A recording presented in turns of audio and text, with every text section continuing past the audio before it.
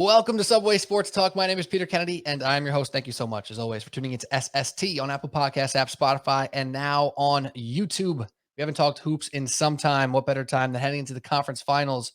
We also haven't talked to my friend Patty Boyle in some time. We got a Boyle and Shen mashup coming up right now. Pat Boyle, what's up, man? It's been a minute. It has been a minute. It's been way too long, Petey, but happy to be here. Happy to be doing a mashup, and I got a lot to get off my chest, man, so let's get cracking. And what a world of difference a couple months make. What a world of difference a year makes. I think last time we talked to Mark Shenloogian, the second, maybe better half of Boyle and Shen. It's been maybe a year since we had you on the show, Mark, and a lot has changed in Nets world, to say the least, but in the NBA in general.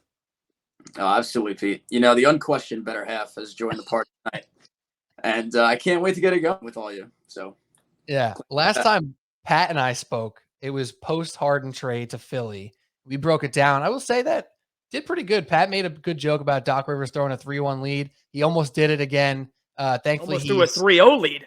True. He escaped that, thankfully, but could not escape another brutal loss in the playoffs.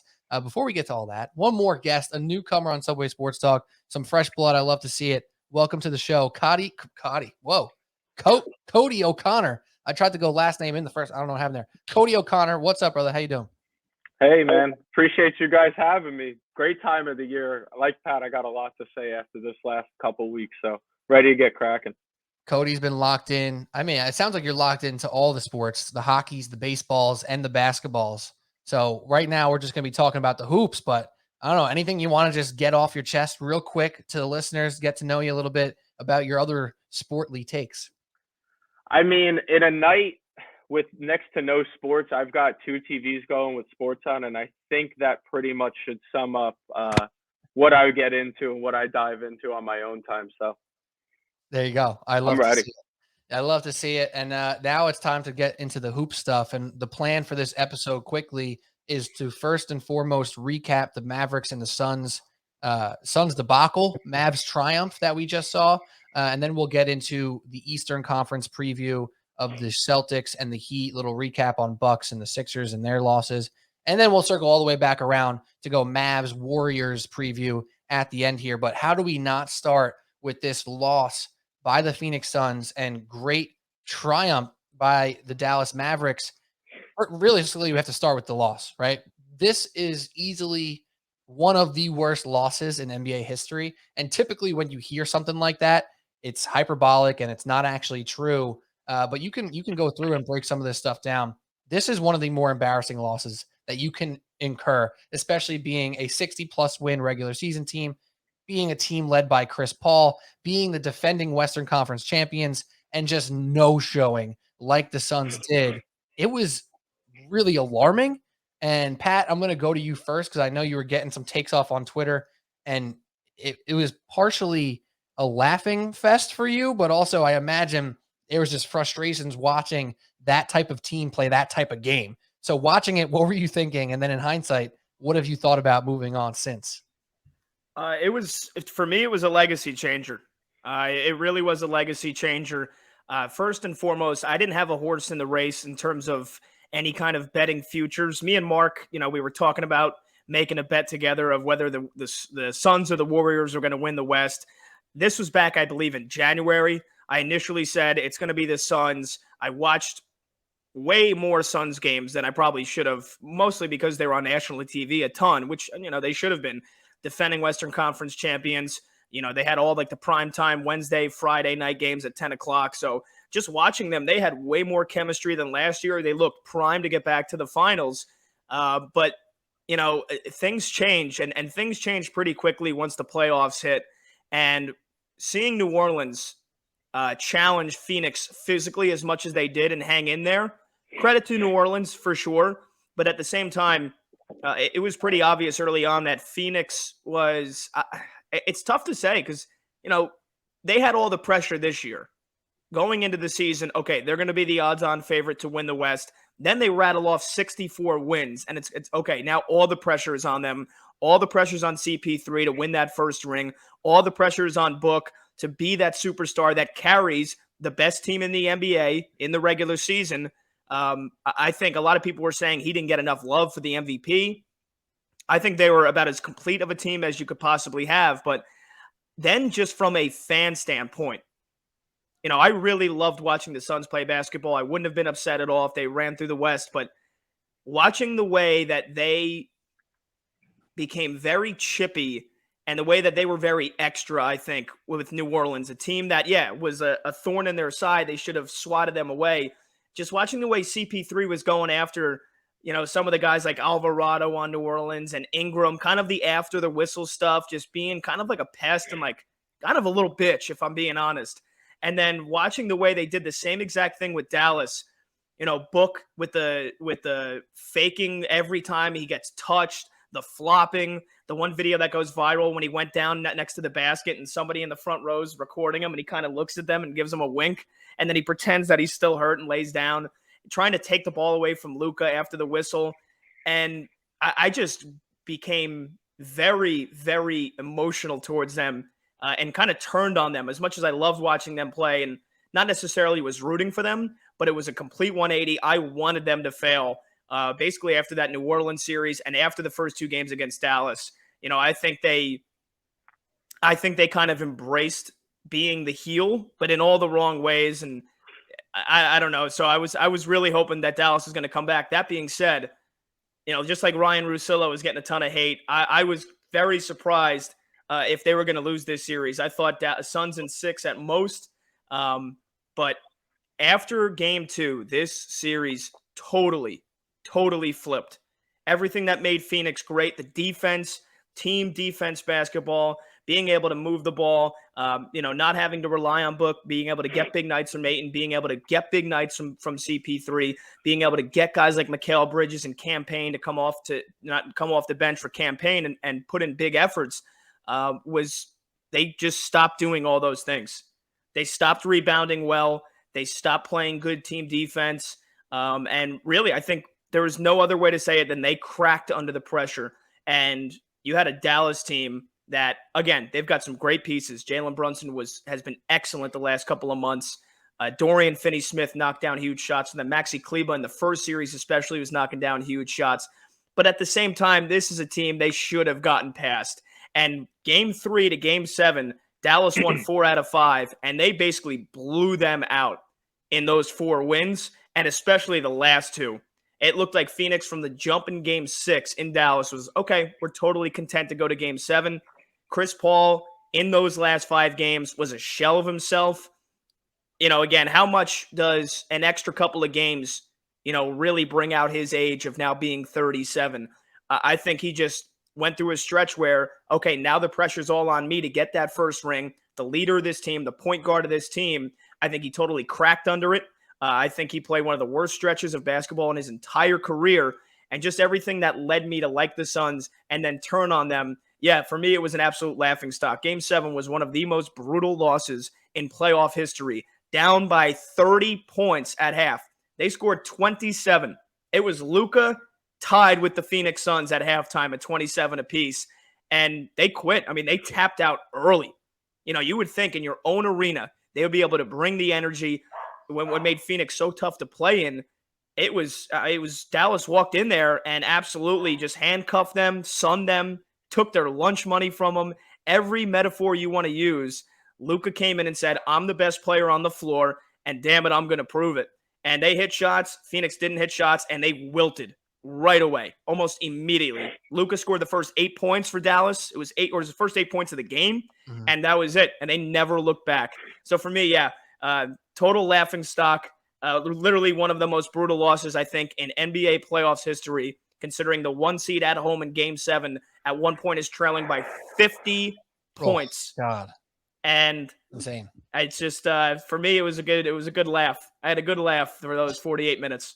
Good pun, by the way, that the Mavericks sunned them. I gave a little Leo DiCaprio point there. I was like, oh, there you go. That's it. That's the one. But no, I agree with a lot of things you said. And the one thing that I want to jump on here is when you said they became the heel in like the worst type of way, it made me feel when I saw a lot of this stuff transpiring that they acted like they just won the championship, not that they just made the championship, right? The wink at the camera and the extra little pettiness and the extra little overconfidence is what you have after you have a ring on the finger already. It's something the Bucks could have had but didn't. But the Suns kind of had that. And the one thing that kind of freaked me out a little bit or bothered me the most, I would say, is the Devin Booker, Luka Doncic thing here. When Devin Booker is trying to, big boy or big time Luka, because, he's been to the championship before, like, no, dude, you are not in the same weight class as Luka Doncic, Devin Booker. You're really good. Yeah, you were a top 5 MVP voter guy this season. Luka's going to be that for the rest of his career. This is a different level. You should not poke the bear. He might be shaped like a bear too. He's going to put that bear body right through your soul. And that's what he did to the whole team. So I was frustrated by the Suns acting like they accomplished everything already when they clearly didn't. They had so much more to do this year. You're the 1 seed. You're the best team in the league. You're the odds-on favorite. You don't have a ring. You're not defending anything yet. You're still fighting for it. So that was what kind of freaked me out. Shenloogian, from the idea of what led to their collapse, something that you can point out to from their team perspective of why they fell apart in game 6 and 7. What jumped out to you? And then, do you share similar frustrations?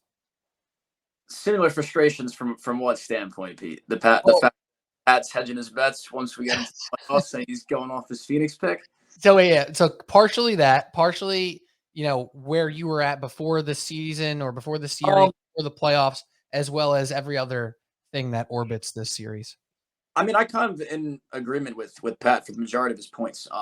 I too thought Phoenix would get through this series and go on to face Golden State. You don't expect to see a 60+ win team get absolutely blown out of their own building in a game 7. I mean, maybe you're expecting it if Scott Foster was officiating the game. He wasn't, but Chris Paul is now 0-6 in his last 6 game 7s. So from that standpoint, I guess you're not too surprised. The biggest thing, Pat mentioned it, I think they just cracked under the pressure. The Mavericks, there was really no pressure on them in this game, nearly not as much as the Suns had. They were trying to get back to the finals and complete what they could not ultimately complete last year. They were in the same situation this season, up 2-0 in a series. And again, they don't lose the series in 6. They lose this one in 7. But look, Luka and the Mavs put it on them. But I still think the biggest thing at the end of the day, did the Mavericks play a great game 7? Absolutely. But let's not act like the Mavericks threw up 80 in the first half. They had 57 points. The problem was way more the 27 as opposed to the 57.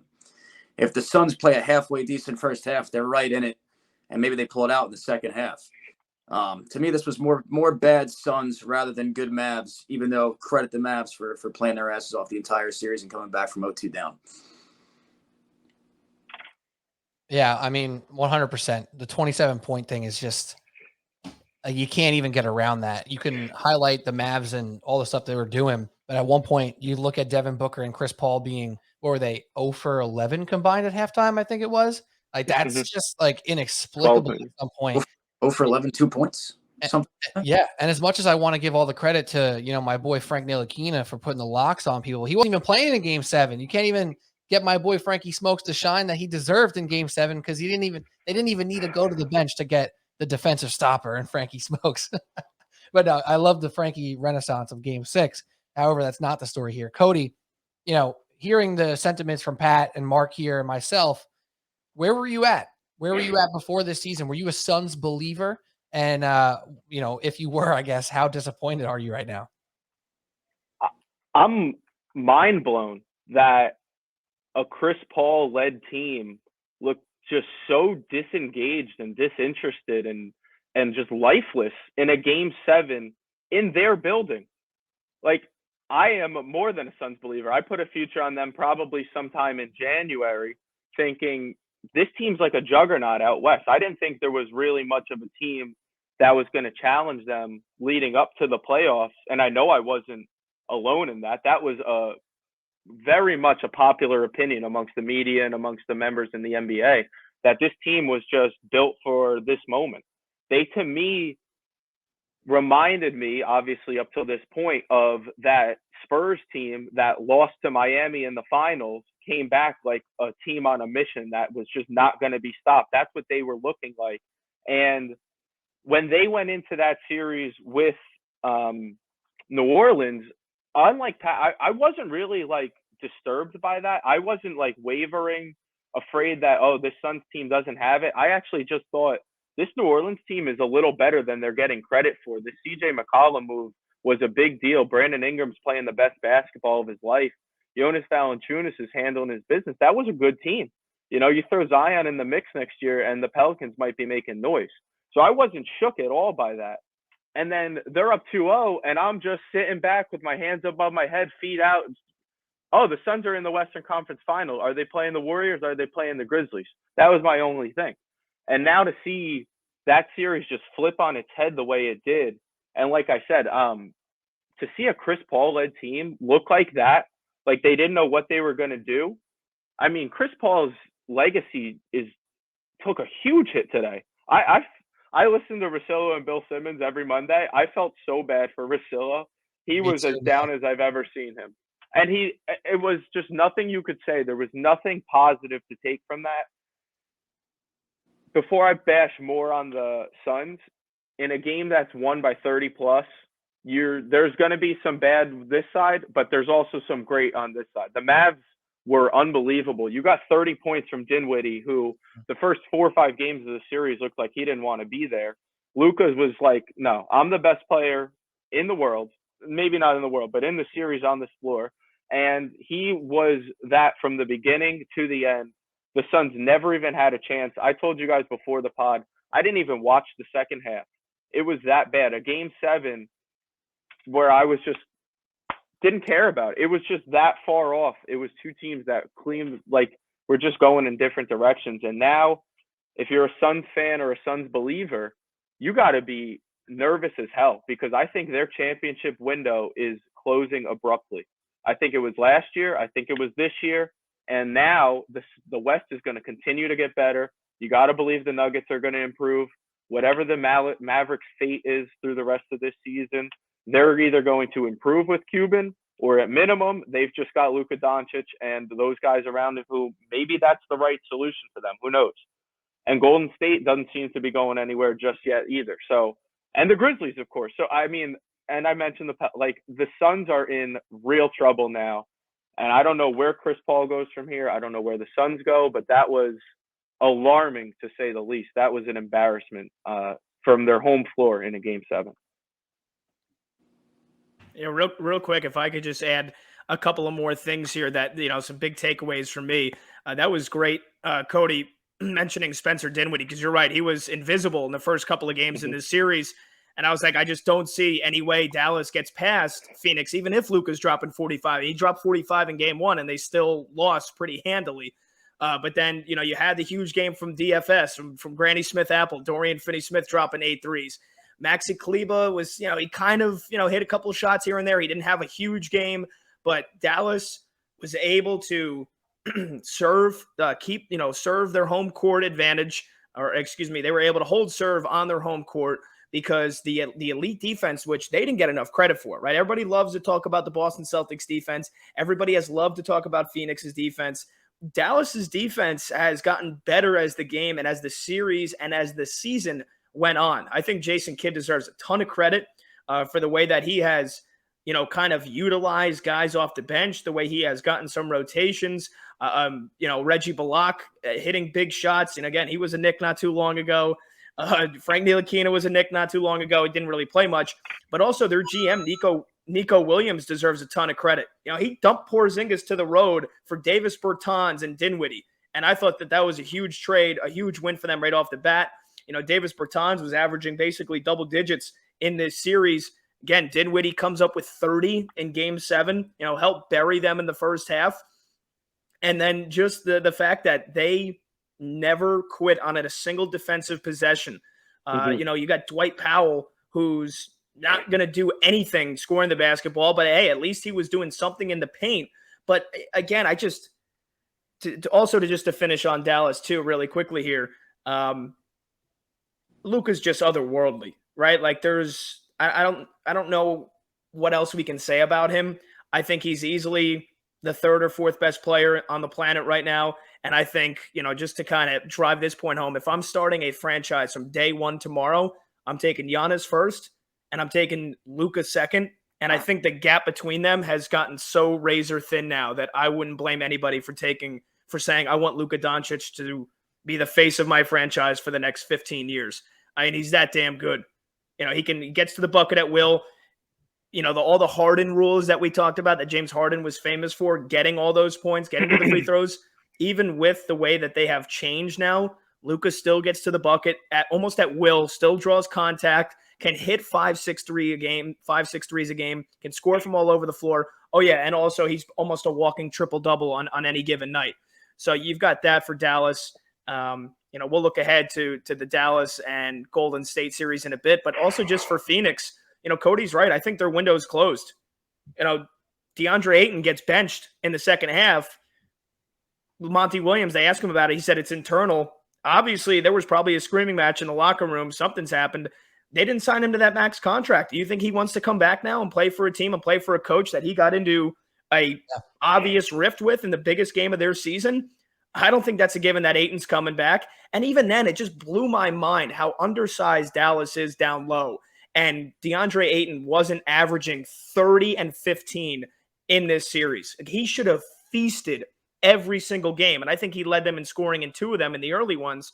But that was their obvious point of attack in this series. And they just did not utilize it enough. And as much as Monty Williams absolutely deserves Coach of the Year in the regular season, I think he deserves a lot of the blame here in this series. And it goes around, right? Again, Chris Paul was brutal in games 3 to 7. Whether he's getting old, whether he cracked under the pressure, no matter what, he was turning the ball over left and right. I'm sure we'll hear that he was hurt, right? We're already seeing, did he have a quad injury? Did he have a hamstring injury? Whether he did or he didn't, again, he was terrible. And Devin Booker also wilted. He gets blitzed by double teams all of a sudden, and that video surfaces of Joakim Noah telling him it's going to happen in the game. You better work on it. So he just looks like a little bitch after this series. And honestly, everything that I was pointing out that maybe turn on this team, it really was. I loved watching every minute of them getting their ass packed up at home by halftime in Game 7. And just the last thing here, too, more blame for Monty Williams. When you see that Chris Paul is visibly going through a brutal stretch, I'm not sure why Cam Payne wasn't getting more minutes, right? When Chris Paul was hurt in the final couple weeks of the regular season, Cam Payne was their point guard, and he was averaging 8-9 assists a game. I don't know why they got away from that plan. I don't think they gave enough of the ball to Cam Johnson either. He shots for them, again, when Paul was hurt and when games where they were load managing and Booker wasn't playing. So I just think they relied way too much on their stars, and there wasn't enough adjustments at all. Yeah, really great points by you, Pat. What made them so great all year was their balance. It wasn't that Chris Paul was getting 29, right? It almost got a little carried away when he had those high scoring output games in the Pelican series and early in this Dallas series where, Chris Paul's going to take over and just go 11 for 14 and score 29 points. That's never been who he was. And it's definitely not who he is right now. He just had some really, really nice nights. And you're right. They went too reliant on the Booker Paul show instead of getting Mikal Bridges and Cam Johnson and Ayton all their touches. And listen, is Cam Payne the savior? No, he's not. But sometimes you have to mix things up. On the flip side, to play devil's advocate, if you're going to go down, you go down with your studs. So it's a really tough one for Monty Williams. Let's wrap on this game here so we can move on to the Eastern Conference stuff. Just with this rapid fire question, Cody, Pat, you already alluded to it. So I kind of know your answer to question 1, but here's a 2-part rapid fire. Let's do 30 seconds and out on this topic. Mark, I'll go to you first. What's the window like right now for Phoenix? If you were pulling the strings, what's your big move to change something or run it back? Pete, it's easy to say you got to blow it up after what happened last night, but look, this team was still, 8 games better than the second best team in the Western Conference overall. You won 64 games. How many teams can say they did that? I think you got to run it back one more time. I mean, maybe you bring in another a scorer off the bench who can, kind of create for himself, maybe like a Jordan Clarkson type that can provide instant offense if Paul and Booker are struggling. That's what I'd do at the max. Outside of that, I think you got to run it back again. So replace the Shamet and Payne stuff, right? Yeah. In terms of their window, it's razor thin. Because even being the 1 seed, I didn't think they were the best team that was going to come out of the West anyway going into these playoffs. There you go. Cody, what do you think about that? I think that the shades are being closed and the sun is barely seeping through that window right now. They maybe have a year, but I think DeAndre Ayton is gone. I thought that before this whole rift that happened, and now I really believe that he's going to be gone.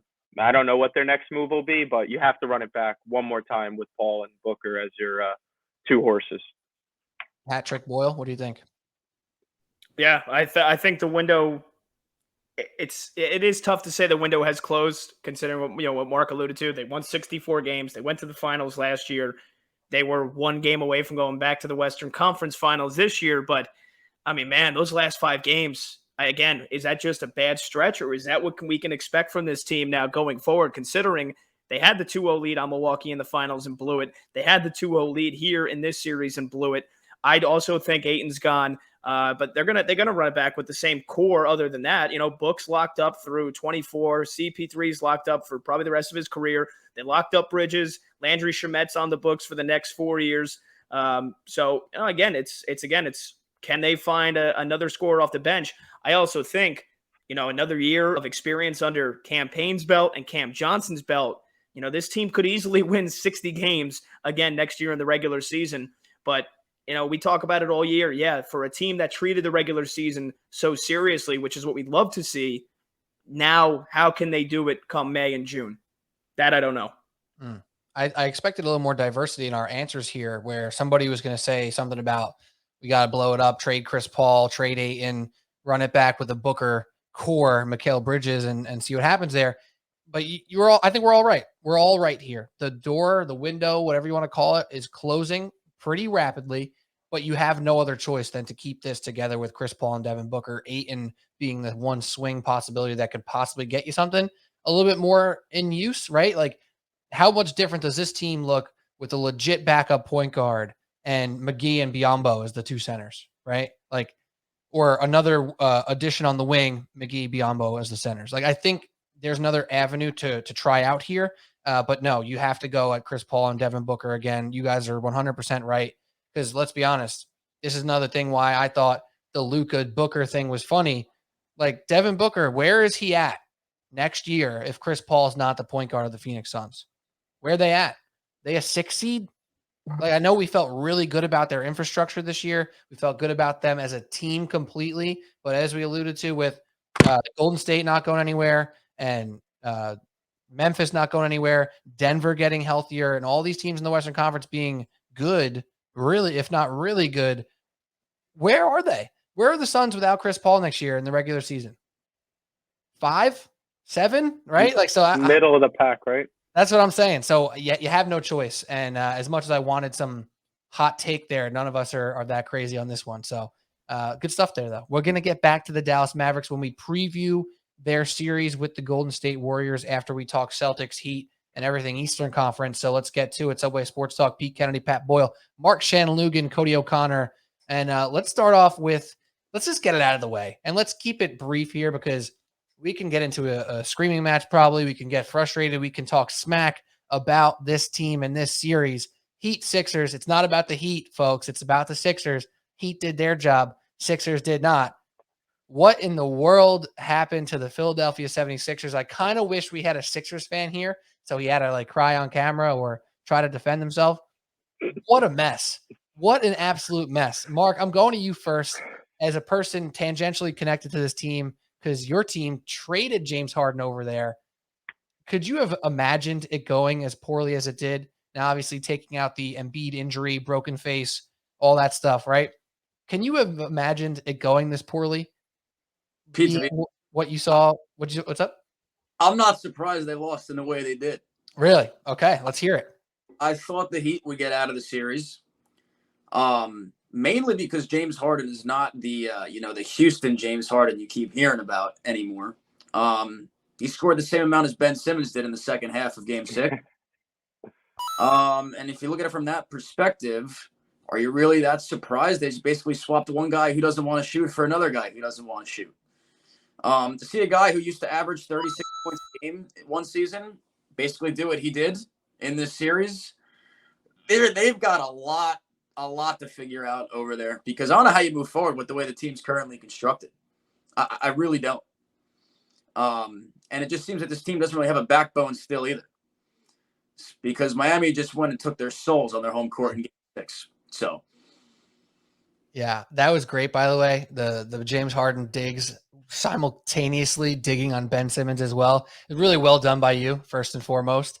But if I were to play devil's advocate, how much different are we feeling, thinking, looking at the Philadelphia 76ers if Embiid doesn't break his face, which he liked to say out loud a lot that he broke his face, and the thumb as well? Like, how much different in a not that crazy alternate reality could this series have looked? Well, let me fire it back. I'm going to answer your question with a question. How much different is this series if the Philadelphia 76ers have Jimmy Butler instead of Tobias Harris? Oh my God. Well, that's a totally, if we were in the court of law right now, there's a word, I don't know what it is because I'm not a lawyer person, that you did something that's illegal. But like, objection sustained, overruled? Objection and not sustained. No, objection sustained. I don't know how it works.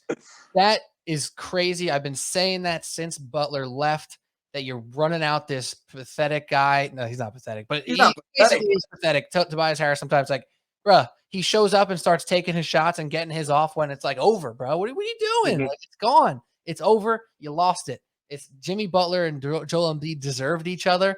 They didn't get each other.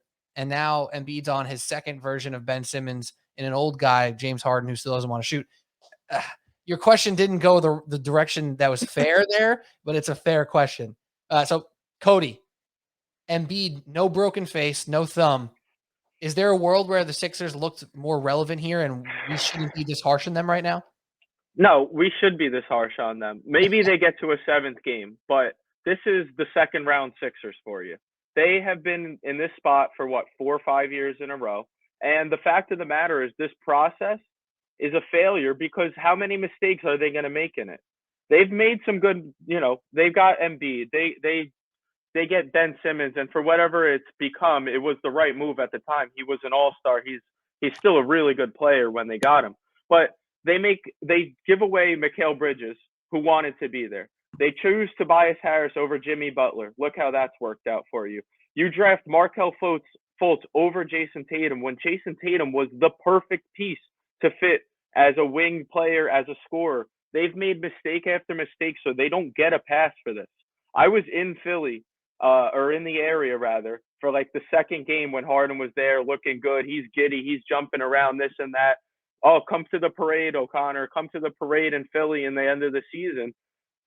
I'm like, all right, let's wait until adversity hits. Let's see what happens when you guys start losing some games and the Philly fans come out. And that's what happened. They've made too many mistakes. So I had Miami winning in 7 before the series. I thought it was a relatively close match. But I'm not going to rely on a team who has yet to prove they can make the conference finals when they are the team who should be. They blew it last year against Atlanta when they were far better, far more talented, far superior, and they just did it again this year. I know Embiid was hurt, and so they get their excuses, fine. But we're looking at the same thing over and over again. This is the second round Sixers until proven otherwise. Wow. That was a great, strong take by you, Cody. That was fantastic. Welcome to Subway Sports Talk. Pat, do you have anything to add or rebuke? I thought Cody did a phenomenal job of basically undressing Daryl Morey and all of his mistakes over the last several years here. Well, no. It wasn't all Morey. We're Morey, right? He just got there last year. We can't drag everyone through the mud. That is true. That is true. It was Collar Boy, and it was Elton Brand. It was Hinkie and all of them, right? Colangelo. Hinkie almost, this is the thing about Hinkie, and Pat, I'll let you get back to it. I'm sorry. Hinkie died a hero, right? He didn't live long enough to become a villain. Colangelo became a villain. Brand became a villain. Morey is on a path, that he has to right that ship before he becomes a villain too. I'm sorry, Pat, continue.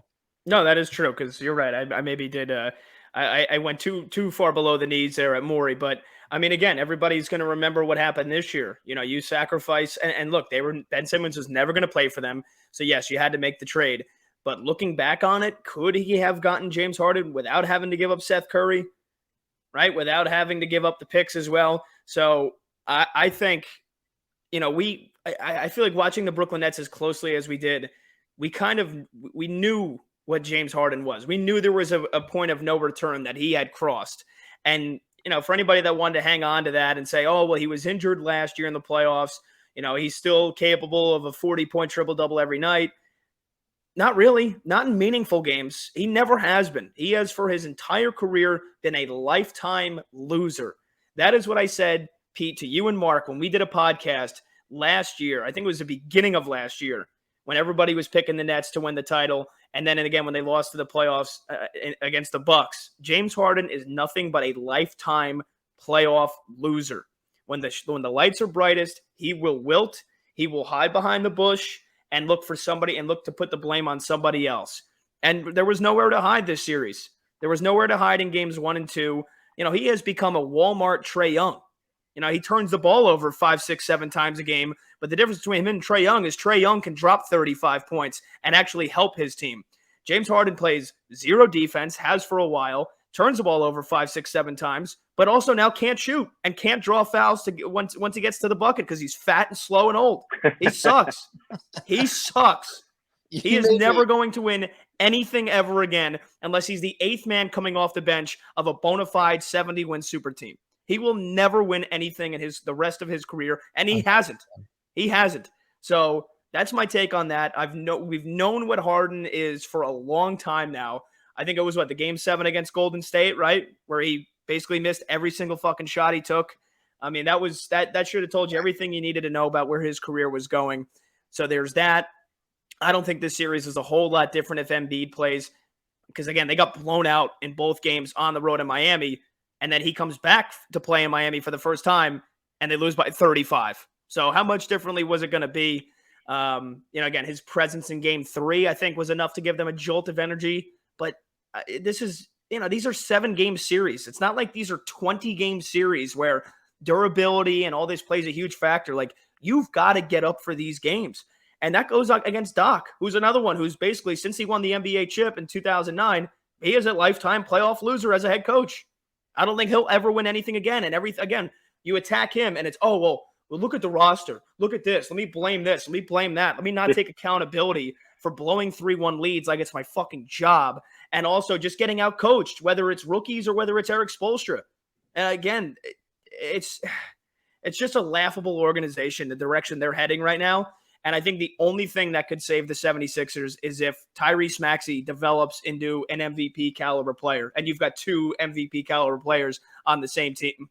Because otherwise, Tobias Harris, another guy that has shown us, does nothing when the lights are bright. I don't know what the fuck happened to Furkan Korkmaz. He was a guy that was hitting shots for them 2 years ago, and he has become almost invisible since. Matisse Thybulle, you talk about he's a Walmart Mikal Bridges. He plays decent. He's a good defender. Walmart getting dragged right now. What'd you say? Walmart's just getting dragged right now. Apologies to anybody that shops at Walmart, but I mean, it helps my metaphors. So yeah, again, they just got other guys too that they trust to make shots. Like, you've got to have shot makers that if you give them the ball open in the wing, they got to fucking hit it. And Philly's got none of those guys that they can count on. Danny Green in this series alone tells you everything you need to know. Yeah, he was good at home. He couldn't hit a single shot to save his life in Miami. It's just incredible to me, the lack of consistency this team has had in the playoffs the last several years, where one game they surprise you, or one game you buy into them, and in another game they look like they don't even belong in the playoffs. And they reverted back to their old selves. When they're away from home, you can't trust them. Yeah. Yeah, I think that's all we have to say about them, right? Like, golly, the Trae Young, James Harden is Walmart Trae Young made me spit out my spit, I think. I don't even know what just happened to me. I got sent out of screen there for a second. That was amazing. And I feel bad. I've been the biggest James Harden defender for so long. And about I don't know, a month or 2 into the season, it became extremely hard to defend that guy. And it's only gotten harder and harder to defend him. There's not even much more to say. The only question, which we don't have to get into right now, we don't have time, is what's going to happen with this man's contract. Obviously, he's opting in. But what happens from there is a question for people who get paid more than us. Because, listen, it's easy for us to say, yeah, Sixers shouldn't pay him. But when you trade all that stuff, we've seen this happen before where you make a decision to try to make your past decision look correct, and that ruins your future. All right, so I would not be shocked if he gets an extension. Now, James Harden, pride when it comes to James Harden is a slippery slope. He may have alluded to the thought of taking less money, which would be a huge win for the Sixers. And that's him kind of maybe throwing in the towel. So I don't know if that's a good thing or a bad thing. Who's to say? But again, conversation for another day. On to the Heat quickly, because we're going to get to preview them.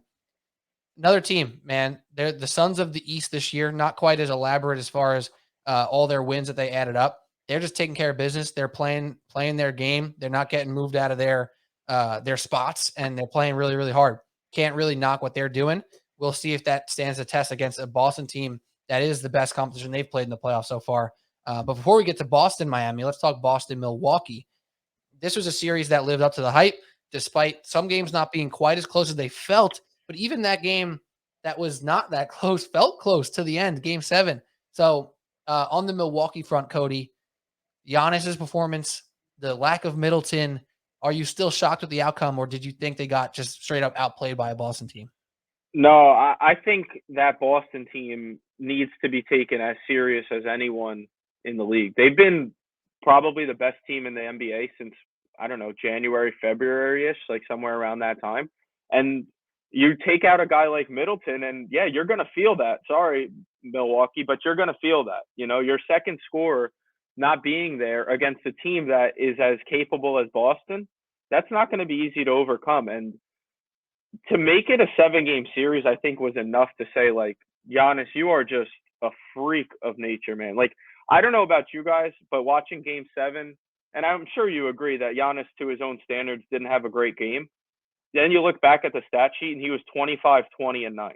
Like, that's all you need to know about this team. So they'll be right back. I wasn't shocked by the outcome of that series. I thought it was a 7-game series beforehand. And when you take out Middleton, like I said, against a really good team like Boston, I've jumped shipped already. So that's the great thing about gambling, is once I go down with my futures, I could just place a new one. So I'm already big on Boston right now. I think they're the best team left, the most complete. And Jayson Tatum, welcome to the show, man. 46 points in a must-win Game 6. And they didn't even need that much from him because Grant Williams just went nuclear in Game 7. So as much as I wanted Milwaukee, because I had them to win the East as a future, I can't say I was shocked by that outcome. That's a really, really good Boston team. Yeah, and I think, you know, again, everything that I've been crushing Philly for is the exact opposite with the Boston Celtics. That's a team that gives you effort and defense no matter what, right? They were the number 1 rated defense. I think they were, 18-21 at one point this year, and then they were the best team in the NBA from January on, at least in wins and losses. Tatum has turned into a bona fide top 10 player in the NBA. Mm-hmm. I don't think that's a stretch. I think you can absolutely put him in that conversation. And again, like the fact that they're getting guys off the bench when they needed somebody to hit shots, it was fucking Grant Williams, right? Game 7 is a Grant Williams game. Guy hits 8 threes, drops 27 points in Game 7.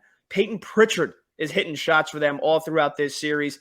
Even with a banged up Robert Williams, like they still had so much of a presence inside, even though Giannis is getting 40 at sometimes, 46, 45 a couple of times in this series. Like they still play great team basketball, great team defense, and they had guys who hit shots for them. I mentioned Grant Williams. I mentioned Peyton Pritchard. Obviously Tatum had the huge games. Cody mentioned it, the 46 in Game 6. They did not quit. That series easily could have been over in 6. I thought it was going to be. And then, the resurgence of Al Horford, for them to grab him going into this year, how big was that? Because he made a huge impact. The 30 points in the one game this season, this series, and just overall, guys they grab rebounds, right? Like I don't think I saw one time where they basically just gave up on grabbing a board, where they gave up on a possession defensively or offensively.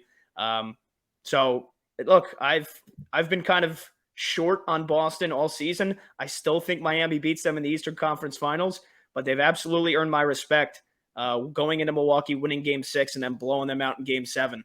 For the Bucks, I'm not worried at all. I think if I had to pick right now, they're my pick to win the NBA championship next year. Again, you lose a guy that averages 20 points, 5 rebounds, 5 assists per game, Chris Middleton, it's going to hurt you. And they still were that close to overcoming that. So I still think Giannis, Middleton, and Drew Holiday, the way we saw him take his defensive game up to another level in this season and in this series, I think that big three alone, plus the fact that they've got guys coming off the bench for them, guys that were hitting shots most of this series. Wes Matthews didn't do shit. Grayson Allen, as much as I hate him, he played a big role for them at times this year. Bobby Portis, Portis Potus, another former Knick who, took his 3-point game to another level this season. Those are guys that consistently hit shots whenever they needed them to up until Game 7. And you add in guys like Pat Connaughton as well. I still think this team is as deep as any other team. And if they have Middleton, they win this series. I'll stand and die by that. Yeah, it's super easy to say now, and I think it's the right thing to say. Out of the two teams in the finals last year, they both lose in the second round. The Bucks are more likely to stay solid moving forward, right? Like I saw a post from some Instagram account that has a bunch of followers, like, both of these teams from last year's finals were a fluke and they're not going to get back. I'm like, yo, are you watching the same Bucks that we're watching here? Like, what are we talking? I don't even want to shout out that account because like they don't deserve it. Like the Bucks are there. They had their second best player absent for the entire series. And we talked when they were getting to that point last year, getting to the finals, that we knew what Giannis was. He was a 2-time MVP and he had what it takes. He needed that Robin, right? It's used way too much. The Robin to the Batman. Middleton became that. And look at that. They made it to the finals. They won the finals. Not having him is huge, especially with what he brings to them in fourth quarters, in late shot clock situations, the shooting component, the creation component. It's really one of those things where you look at what happened to the Bucks and it's not just like a fleeting excuse that, they lost Middleton, so they're fine. No, they are actually fine when Middleton comes back. They are a real championship contender moving forward, and that's an easy thing for me to say. Mark, any thoughts there before we preview Celtics Heat? Real quick, Pete. I just think that Milwaukee got suffered really from fatigue. I think Boston just wore them down in this series as it went on. The loss of Middleton, obviously huge. I agree with Pat. If Middleton plays in this series, I think the Bucks do get out and advance to play Miami.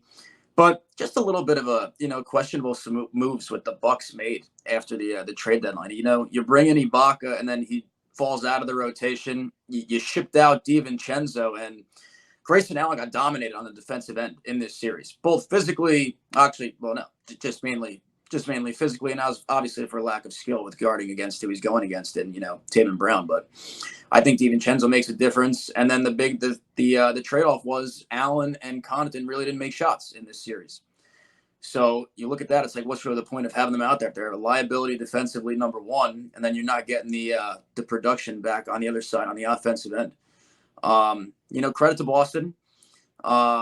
Udoka and his leadership and his, I feel he's got a pit bull mentality with this team because they're way different than the team that they were last year. Mm-hmm. They don't give up diving for balls. And when this team's down, they believe they can come back. I think that's the biggest thing overall.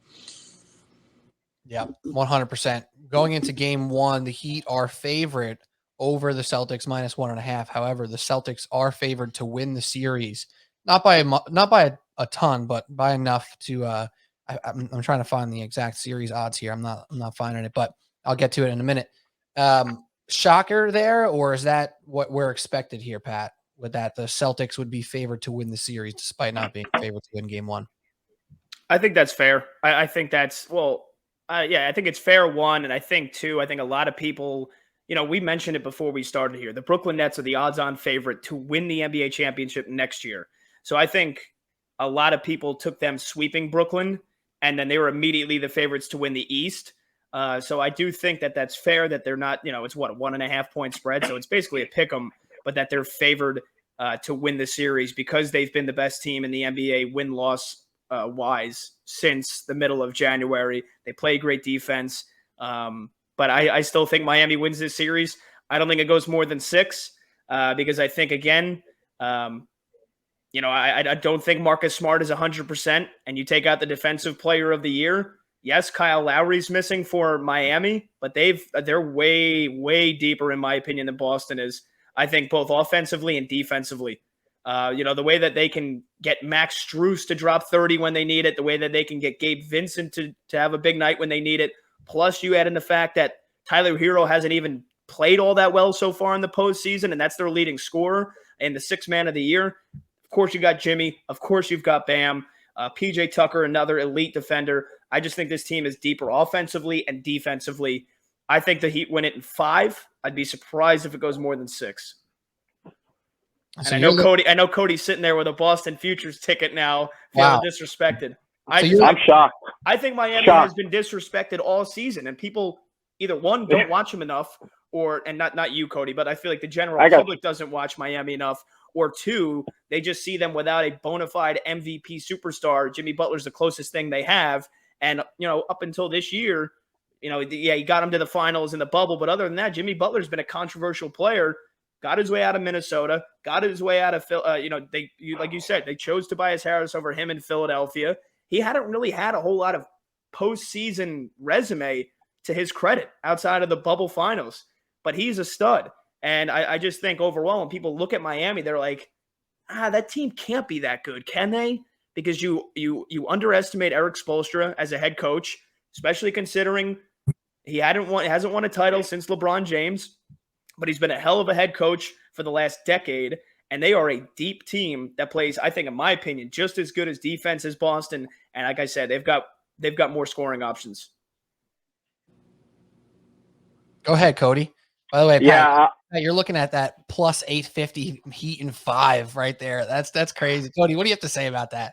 Five games definitely took me back. I think this is a 6 or 7 game series, whichever side you want to choose. That's your prerogative. But like I mentioned, Boston since January, February has been the best team. But Pat, what I think you're alluding to with like the general population is that Miami's just not very flashy. They're a very steady team, steady organization, and I always have a hard time going against that type of an organization. Almost like the Bruins in hockey in a sense, where it's like maybe they aren't the best flashiest team, whatever, but like they're just steady. And I think that's why Miami's not getting the love, and they haven't gotten the love that they deserve all year. But where I think they're both two very good defensive teams, juggernauts even. Game 1, I think is whatever the over-under is, it's the under. It's I was going to say take the under every game of the series. 204. There you go. Mr. O'Connor's on it. Can he pick it right? I don't know. But the thing is, I don't think Miami, when they get in the half court, is as deep offensively as Boston. I actually completely think the opposite there. I could argue defensively that Boston's better too with the wings that they can throw at you, but I don't think that Miami has the scoring because Tyler Hero, like you said, he's been subpar. Am I to expect that all of a sudden we're going to get bubble Tyler Hero again? I'm not going to buy into that, right? So am I going to think that Bam's all of a sudden going to shoot 20 times? Because he never does that, even though I think he probably can and should. So you're putting a lot on Jimmy Butler, and you've got multiple wings that you're going to throw at him with Boston. He has not seen this type of team. I do think it's 6 or 7, but I just think Boston's more complete. So it's funny, we're completely on the opposite side of who we find to be more complete. I think they're two deep teams. I think they're relatively evenly matched, but I want the team who's been red hot for the last 3-4 months, and I think is a better half-court scoring option in Boston. Yeah, that's the ticket right there, the half-court scoring option. The one knock on Miami this entire season was, what do they do in the half-court on offense? Great. Where are they special in that regard? And if you combine that with the Celtics' defensive prowess, is that going to be an issue? Like, are you going to need nuclear Jimmy Butler to hang offensively for this Heat team, right? The Celtics aren't the type of team that's going to allow the Heat to get out in transition and crush them there. They defend the three-point line incredibly well in the NBA, really top tier in that regard. So I'm with you, Cody. I think there's no way in hell that the Heat win this in 5 games. I think at minimum, if the Heat win this, it's 6 or 7. And I know, 6 or 5 sounds like a big difference. It is a big, or it doesn't sound like a big difference. It is a big difference. I think minimum it's 6 for the Heat. And if it's going to be a 5-game series, I think it's the Celtics who take it to them. I don't think it's going to be the Heat. And maybe we're falling into the trap, right? The Miami Heat trap. All their fans, have been complaining all year that they're not getting any love. They're not getting any respect. And yet they still just keep going out there and winning, even when they're hurt. No Lowry, no Butler, no Bam. Didn't matter. They just won. So maybe me and Cody are being dismissive, like all of us have mistakenly been all year long. I'm going with what I'm seeing, what I'm inferring based off the two teams' strengths, and I'm riding the Celtics here. Shen, do you want to be a deal breaker here? Are you going to go with your arch nemesis, Pat? Or are you riding with Cody and Pete over here? You know, as much as he is an arch nemesis, Pete, me and him do agree on a lot of things. Surprisingly, I've never heard you guys agree once ever. I don't know. You must either have me muted when that happens, or I don't. But no, I agree with Mr. Boyle on this one. I am taking Miami to win this series. I think it's more of a coin flip, though. I'd be shocked if it closed in 5 games. But then again, there always seems to be that one series that you think's going to go 7 and it's over in 4 or 5. Could that happen here? Absolutely. But I'm going with Miami in 7. I think Boston's hurt by a little bit of the fatigue that they just went through with Milwaukee, because that was an absolute war. And you talk about the wings that Boston can throw at Miami, but I can counter with Miami's going to throw Jimmy Butler and PJ Tucker at Jaylen Brown and Jayson Tatum. And if PJ Tucker can hang with Kevin Durant, I'm pretty sure he can hang with Jaylen Brown and Jayson Tatum. And, you know, Tatum finally had that big coming out party in Game 6 and Game 7, but we also know he can go invisible for stretches in some of these games, as well as Jaylen Brown. I mean, it's not crazy to see a box score where Jayson Tatum is 2 for 10 and Jaylen Brown's like 4 for 11 midway through the third quarter. So, all things being said, the Heat have been here before. They've got the experience. Boston has not been to the finals with this group. I'm going to ride that experience, and the home game 7 for me. And I think they do have a little bit of the coaching edge here with Spoelstra, just slightly over Udoka. I'm going to ride with Miami in 7 games. It's got to be the Heat's game plan to make Marcus Smart think he's the man. You know, it's almost like a win for the Heat if he hits some shots early. Because if you can create a system for Boston where they're relying on him to create and make shots, you know, you're winning. You're in the lead in that battle. And if you can take out Tatum and Brown to the extent in which they can be taken out, now you're looking at Al Horford and Grant Williams and Derek White and Marcus Smart running the show. And that's where it gets pretty sketchy, you know, and it really comes down to, it's like, which half court offense is going to be more consistent here.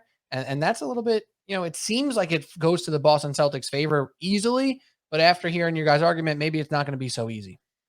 This is going to be and, you know, I'd love nothing more than to see an old school 78-75 game in Game 7, because I really think there's the potential for that. And Shen, I think your point is a great one, that the physicality of that last series Boston went through, like, I won't be surprised at all if Miami comes out and wins Game 1. Not at all. I'm actually kind of thinking, all right, how can Boston recover from possibly losing Game 1? They're turning around, 48 hours? Miami's got rest. That was a brutal series they went through. So I think that's the best argument you can make against Boston. But we'll see. It's going to be a good one, though.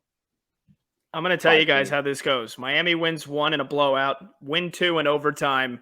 Boston wins 3. Miami blows them out in 4 and wins a close 1 in 5. I'm sticking to it. Heat in 5. Take it, dude. Plus 850. Put your money where your mouth is. And I know. I told you I'm going to be I'm betting the under almost every game. Yeah, Game 1 under. If you want to like really go crazy with it, Pat, too, you can go 5 games just in general. So God forbid you're incredibly wrong on who's winning, but it's still short. You know, you kind of hedge yourself there a little bit. Then you're just asking for a 6-game series where you lose everything. That's how that usually turns out. But yeah, it's going to be fun. I can't wait. I love watching Jimmy Butler in these settings. I think he's been probably properly rated, but under talked about in this regard of just how much he brings it in these types of series. And we just talked about the Sixers. We don't need to relitigate that, but just seeing, I saw a flashback highlight to that play where the Sixers couldn't score. And all of a sudden Butler just grabs a board, goes coast to coast, contested layup. I don't know if you guys know the play I'm talking about, and just put that offense on his back. And like, he can do that. And he may not shoot a 3 the entire regular season, but when he takes one in the playoffs, you're like, that's going in. Like, you feel good about it. So Butler has that type of juice. I'm really excited to see what Bam does here as well, more so than Hero. I think Hero will have his moments. I think he'll have a bad game, good game type of situation here. Bam has a chance to supplant himself in the upper echelon. Like, he's there already with the defensive prowess. His passing is really, really good. He can score a little bit by himself. If he can come out there on a great defense and on a guy in Al Horford who might be old but knows what he's doing and put up numbers and really impact these games, you know, then that's the ticket too. It's Butler and Bam. It's not going to be a one-man show that gets them to the promised land. Any last words on this series before we move back to our Warriors and Mavericks talk here? No? All right, here we go. Last segment here, Warriors Mavericks. The Warriors Grizzlies series feels like it ended ages ago, which is, not true, obviously, but so much has happened between when they closed out the series and the other series finishing. Do we have to say anything, get anything off our chest for that series? Pat, you're shaking your head. Cody, Shen, like anything on the Grizzlies? Should we just tip our caps to the Grizzlies and say, hey, good job? They'll be back. Right. When you say they'll be back, right? Like, they'll be in the mix. They'll be in the mix, but second round, that's a tough thing for them to get past now, especially as we talked about that Western Conference getting better and better with healthier and not aging, but like more primed roster. So, all right, shout out to the Grizzlies. Great season. Ja got hurt. It is what it is. The Warriors outclassed them. So now we have the Warriors and Mavs, something that many people did not expect, even though the Mavs were looked at as some sort of a dark horse in this playoffs. I know I called them that when I did my preview pod with Kyle Anderson, which feels like a long time ago. But here they are, the Dallas Mavericks, man. Like, they're here. The Warriors are here. They're rested. The series is opening up at the Warriors minus 225, plus 185 for the Mavericks to win off the rip there. Is that a number we all feel comfortable with, or do we think that there's some value in either side? Value. Go ahead, Mark. Which side, Cody? Which side? Where's the value? I think that there's value in Dallas, and I already backed it a little bit, just a little bit, but I sprinkled on it because it might sound crazy, maybe it doesn't. I think they're going to have the best player in that series. Like, Steph has been very solid. He's been good in this playoffs for his own standards, but he's yet to really erupt. We haven't seen Steph hit 11 threes in this game and he's got 45 points and, he's hitting 30-footers and there's just nothing you can do. He's had stretches of that, but I think Luka's been more consistent. I just think it's close enough that at plus 185, I think it's worth taking a flyer on. I think this is a tougher series, but I just think it's worth taking a flyer. That's all. I mean, I'm a little shocked. I'll say that, right? I don't know if I say there's a ton of value, right? But I was a little shocked that it was as widespread as it is. I'd have to imagine some of that has to do with the fact that the Warriors are going to be way more publicly bet at this point in time, right? The Steph Curry factor, the Draymond, the fact that Klay had that one game where he looked to play, right? Like, all that stuff matters to the public. Not that we are some sort of crazy sharps over here, but, I did get a little bit of shock when I saw that number. However, I do tend to agree with you, Cody. I think Luka is the best player in this series, and I don't think that's a hot take. I don't think that that's a crazy thing to say. I think that's very fair. I mean, what this guy can do to control a game is insane. And the big part of it too, who's guarding Luka on the Golden State Warriors? Like, is Draymond going to take that assignment? Is Wiggins going to be able to hang in that situation when they run out the death lineup? Like, is Luka just going to get to the rim at will? Like, Draymond's going to have to do a lot of heavy lifting here if he's going to have to somehow stay near Maxi Kleba, help on Luka Doncic in near the lane. Like, that can get really fishy for the Warriors. You trust them with the infrastructure to put up the right plan. So from a matchup standpoint, it's definitely tighter than I think that number shows. So, Pat, what is your thoughts here on this series heading in? Do you have a lean? Do you have any feel on which side you think is going to come out with more confidence, better game plan? Yeah, I think the Warriors, I'll give you my prediction. I think the Warriors win it in 6. I think when, the point, I'll start with the point where you're talking about how do they stop Luka, right? Andrew Wiggins is not going to stop Luka Doncic on the perimeter. Really, that they're not going to really have a whole lot of hope of stopping him on the perimeter. If Luka, the way the Dallas wins this series is if Luka Doncic hits an average of 6 threes a game and shoots 50% from deep, because as soon as he gets into the paint, Draymond Green is going to make his life a living hell, and people are going to remember just how elite of a defender Draymond Green is once Luka Doncic steps towards the rim. And look, he's going to get a ton of free throws, right? They're going to foul the shit out of him. But I think the way that Phoenix switched up their way of defending him ultimately led to their downfall. I think they should have blitzed him. right? Like as good as Luka is at finding his teammates and being that floor general, you die by having Dallas's role guys beat you. You die by saying, okay, Dorian Finney-Smith, go ahead and hit 7 threes. Okay, Kleba, hit 7 threes. Or okay, Finney-Smith, Bullock, and Kleba, hit a combined 16 threes and shoot 50% from deep. Because I still think Golden State's athletic and quick enough that if they do double Luka, they can still contest shots on the perimeter. And then I think Draymond is going to that's going to be chippy as hell, just like it was when Jokic was in the paint against him. He slowed down Jokic enough to the point where that series was over quickly, and I think he is going to slow down Luka Doncic in the paint. So again, if Luka wants to jack up a ton of threes, if he hits him, okay, that's the game plan Golden State should have. But otherwise, again, I think they double him on the perimeter and then trust on their defense to close out shots. People forget Golden State was one of the best defenses in the NBA as well, right? Like they were second best. Or no, they were the third best defense in terms of points per game allowed. They only gave up 105, and that's a team that loves to run fast and shoot threes. And I know that they didn't have, their lineup that they have here for a large majority of it. I don't know if that makes it more impressive or less impressive, the fact that for the large, basically, 75 games this season, they didn't have Klay, Steph, and Draymond playing together. Right. So, yes, Mark alluded to it before that I said Phoenix was going to win the West. That's until Golden State got healthy, the big three together for the final. Not even. They didn't play. They didn't play together in the regular season. They played together for 9 seconds this regular season. The night that all the sports books got crushed on the Draymond unders. Yeah. When he stepped on the floor and then subbed himself out a minute into the game.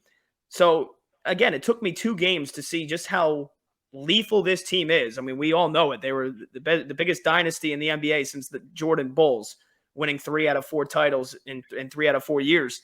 Then you've added Poole. Then you add in Jordan Poole, who, again, is doing things that not a lot of people have done in the history of the sport for a guy his age, to average basically 30 points a game in that series against Denver.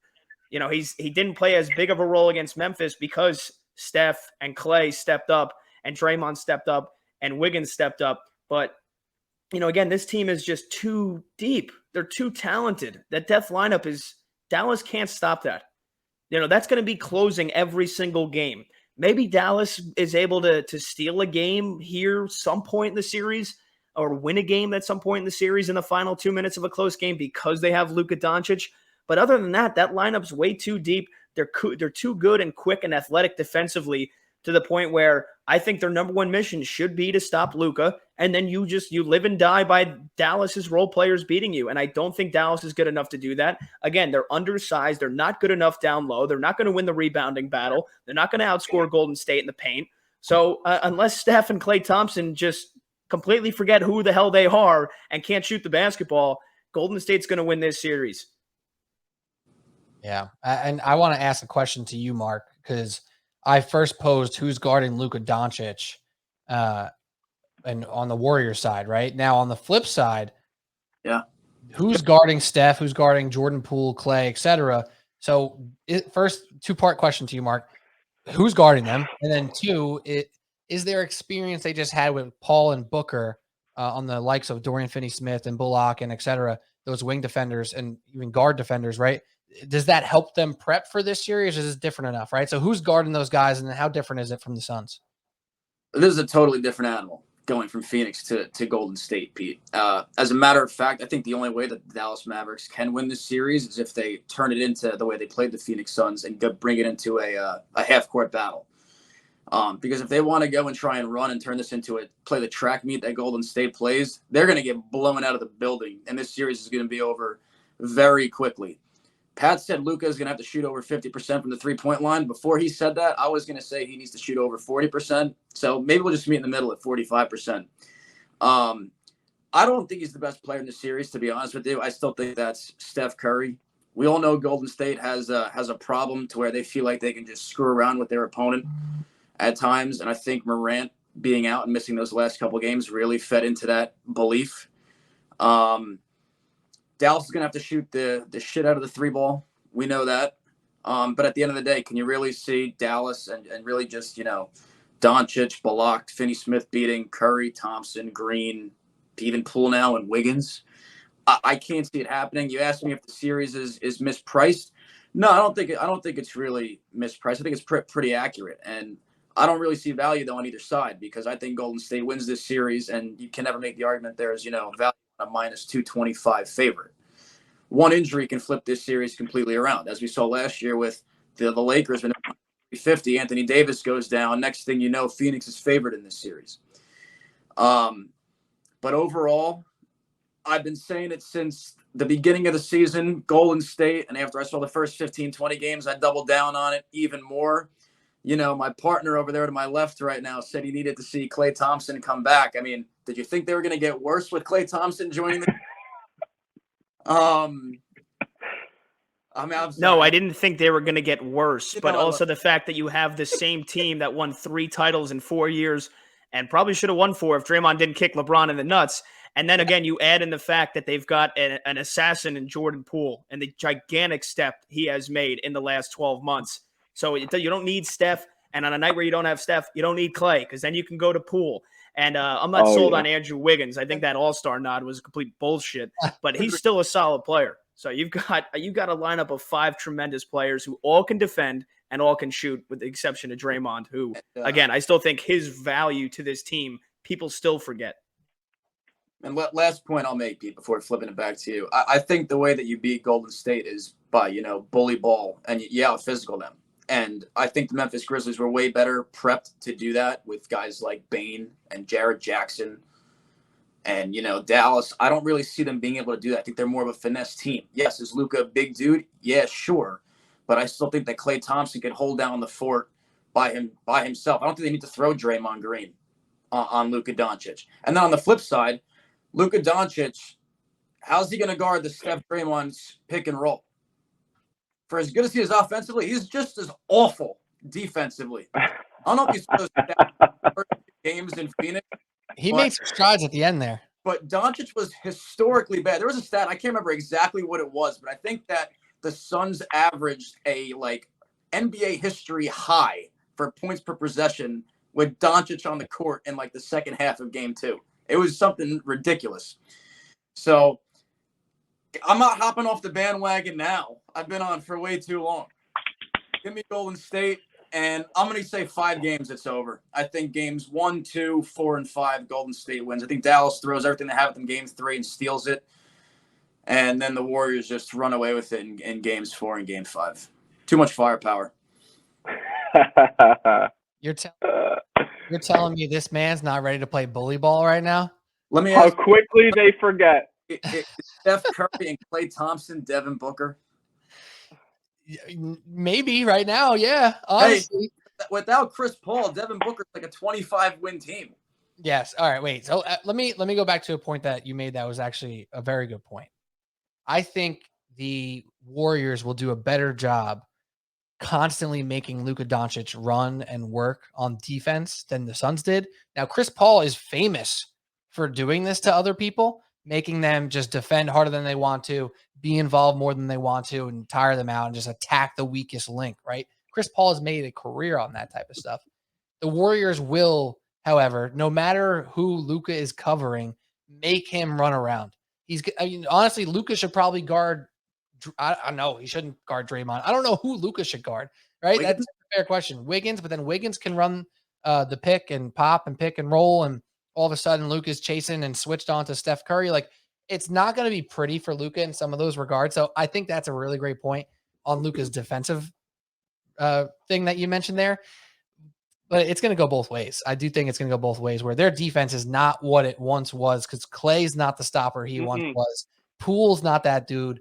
Steph's not that dude. Wiggins can be, and Draymond is, right? But there's a lot more ifs than there are guarantees on the defensive side for the Warriors. So I don't know. I'm a little bit torn on that one. The one thing, though, I do think this is a Jordan Poole series more so than Memphis. Memphis with the likes of Bane, Brooks, and some of their other other guards and wings, they're a little bit more equipped to slow down Jordan Poole. I don't know. It's going to be a little tougher for Dorian Finney-Smith and Reggie Bullock to hang with Poole, because Booker and Paul are not built off first steps just getting by you and being super quick off the bounce. They're built off finesse, getting to their spots, etc. Poole will go right by you. And I think it's going to be a little bit tougher for them to slow him down getting into the lane. So on one side, I maybe disagree with the Doncic take, but I do agree with the Poole stuff there. I don't know, Cody, you've been sitting tight there for a minute. What's your reads on this? I am loving this. Oh, the Mavericks, how quickly we forget that they just blew out the Western Conference champs on their home floor last night. I mean, we're giving them no chance, seemingly. I think this is a real good, tight, close series. I think Luka, watching him, I like marvel at what he can do, especially as a guy who's like, slow, white, still tries to play basketball.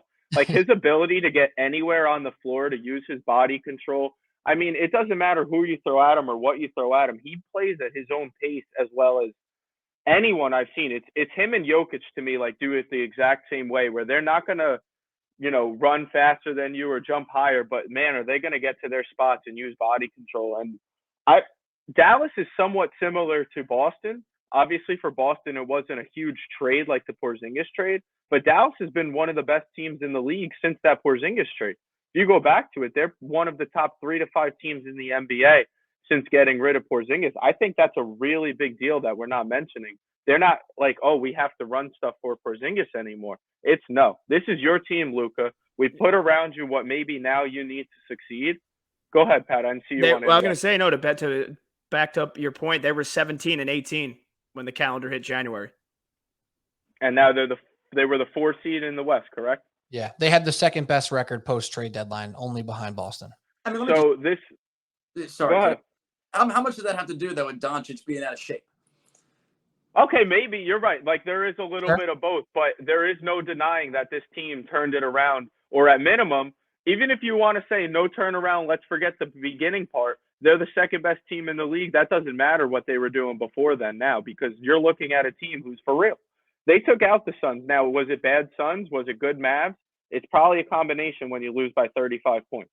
So I'm not going to just write them off. I don't know that again, I'm only sprinkling money on this. And by the way, when I did take Dallas last night, they were plus 215. They're down to plus 185. So I wasn't alone in taking Dallas to win the series. So I just think there's some value, and I'm not ready to count them out. And maybe this team is better than we think. Maybe these guys are better than we think. Maybe Jalen Brunson is a legit guy. Maybe he is the number 2. Could you have said that before? No, I would have said you're insane if you said Jalen Brunson's going to be the second best guy on a championship team. But heck, maybe it's just happening. Maybe Finney-Smith can get going. Maybe Bullock hits some shots. You could have a Maxi Kleber game. Like maybe, just maybe, they do hit those shots. I think Draymond's going to be as good a defender as you will see from for Luka. Draymond is for sure that dude. But Klay Thompson, like you said, he's no longer that guy. Teams are actually hunting him defensively, which, again, say that 3 years ago, I'd call you nuts. But that's what's happening. He's lost a step. Jordan Poole is not an all-world defender by any means. And Steph actually gets a little more hate than he deserves, but he's still undersized. He knows where to be. He's a good team defender, but he's still undersized. You can hunt him. If you get Draymond out of there and Luka can do his thing, I just think it's going to be a series, man. I think that there is some value, and I'm surprised to hear 5, but I won't be shocked if the Warriors win by any stretch. But I think it's going to be a good one. I think Luka will be salivating at 3 of 5 members of the Warriors defense at all times. Like salivating. Whether they're big, if Looney's on the floor, I mean, he's going to make Looney do circles, right? He's going to make him spin around, lose where he is on the floor. And unless it's Draymond or Andrew Wiggins, Luka's feeling incredibly confident with whoever's guarding him on Golden State. And that's going to be incredibly tough to keep up the entire time. But look what he did to Chris Paul, man. Chris Paul is one of the best defensive point guards we've had in this league. And he made him look like a little boy, like over and over again. Like that's not going to happen. Like that's going to be a part of this series. I'll just say this. Go ahead, Cody. Well, you can't speed up Luka. I remember specifically a play in round 1. I don't remember the big he had on him, but he got down in the paint. He up faked a pass out, and then got an and one and just made this guy look so silly. And it's like, this is a playoff basketball game. You should not be able to do this. Was it Cam Johnson? So, like, what he is able to do, how he just never seems to be sped up. I just always trust that Luka can make the right play, will make the right play. I haven't been overly impressed with the Warriors, so I think it's Mavericks in 7 is what I'm gonna say. Yeah, I know buddy. it sounds nuts to think they're gonna beat 2 veteran teams on their home floor, but I don't think it can be any less than 7 if the Mavericks can win this series. And I took the value already, so I'm sticking with it. That's just total contrarian, and I respect it, but I look, feel like he believes it. at the same time, just like the Warriors can't speed up Luka, and again, I think they should double him when he's on the perimeter and let Draymond have his way with him when he's down low. Even though they can't speed him up, which is where he wants to be, Dallas isn't slowing down Golden State. Not in transition, not in the half court. They don't have the athleticism to defend Golden State on the wings. Again, unless the Warriors go out and shoot 30% from deep in this entire series and can't hit a single shot, just like Milwaukee couldn't hit a single shot in Game 7 against Boston. But, I mean, what are we to think that all of a sudden now one of the best shooting teams in history is not going to make shots? Dallas isn't athletic and quick enough to hang with them on the perimeter. And I think this is a case where Dallas has been so good defensively because they play so slow, and it's half court. It's like college basketball, half court offense and half court defense, but they can't stop Golden State from getting in transition. And I think the fact that GP Jr. Gary Payton went down with the elbow injury does reduce Golden State's effectiveness in guarding Luka. At the same time, one other thing that, again, if it continues at the trend, maybe this does give Dallas a chance. Golden State has turned it over like 16 times a game so far in the postseason. So they've got to limit the turnovers. But again, I think that was more so a scrappy Memphis team going to war with them and, making sure that, if you're coming out with bumps and bruises. I don't think Dallas is built the same way defensively. That's just built on trying to slow a team down. They don't force a ton of turnovers. And I think Golden State just by themselves is going to take care of the basketball better. So I think there's going to be a huge amount of in transition, fast break points. And again, Golden State's not going to not hit shots. I'm gonna die on that hill. Well, Golden State always turns it over, to clarify. Even at their peak of peaks, they were lower third in the league in turnovers, right? They were always loose with the ball. It's almost like part of their strength, right? Just playing so free and playing so fluidly with each other that they're going to turn it over here and there. So, not to totally nullify your point, but I think they will turn it over still. It just won't matter because that's what they've always done. So it's not abnormal for them to have 15 turnovers a game. It just won't maybe change the outcome, right? Like when you were talking about their defense before, they've had top tier defenses for 6 years now with being one of the worst turnover teams on offense in the league, which makes it even more impressive that with all that sloppy play, they're not giving up easy buckets all the time. So I kind of nullified and also agreed with your point at the same time. Before we finish here, Pete, I haven't heard a prediction out of you for this series.